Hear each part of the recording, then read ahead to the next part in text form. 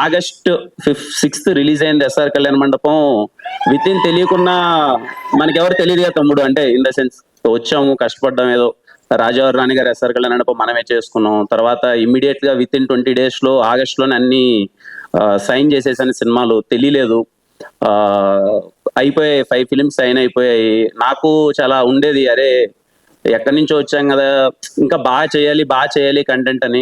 నా ప్రొడ్యూసర్స్ అందరూ చాలా బాగా సపోర్ట్ చేశారు, నా డైరెక్టర్ సపోర్ట్ చేశారు. కొన్ని సినిమాలు చాలా బాగా వర్కౌట్ అయ్యాయి, కొన్ని సినిమాలు కొంచెం వర్కౌట్ అవ్వలేదు. కానీ ప్రతి ఒక్కటి నాకు తెలుస్తూ ఉండేది, ఇది కాదురా నేను చేయాల్సింది, నేను వచ్చింది ఎందుకు కాదు, నన్ను అభిమానించేది ఎందుకు కాదు, నన్ను ఎంకరేజ్ చేసింది ఎందుకు కాదు.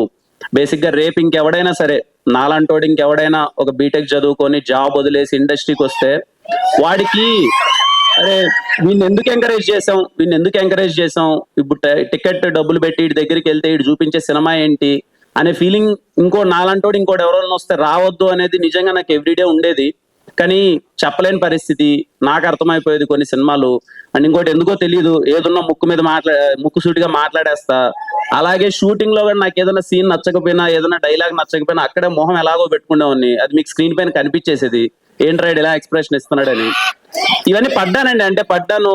ఏదైతే ఎస్ఆర్ కళ్యాణ మండపంలో చూసి ఈ ఎక్స్ప్రెషన్లన్నీ అదిరిపోయి అన్నారు, మళ్ళీ కొన్ని సినిమాల్లో ఈ ఎక్స్ప్రెషన్స్ ఏంటి ఇలా ఉన్నాయంటే రీజన్ నాకు తెలుసు, మీకు చెప్పలేకపోయేవాడిని.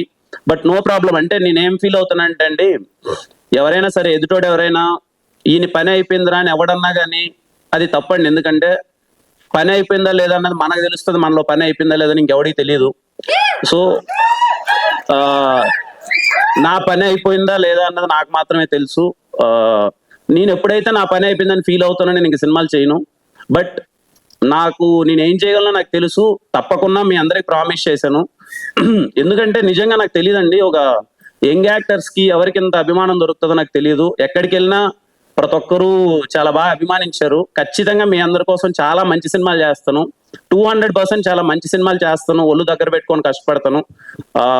అది నాకు తెలిసి కా సినిమా మా టీం అందరూ చాలా చెప్తున్నారండి ఏదో చేసామని. నేను ఎప్పుడు పొడి చేసాం చించేసాం నేను ఎప్పుడు చెప్పనండి, ఇప్పుడు చెప్తున్నాను.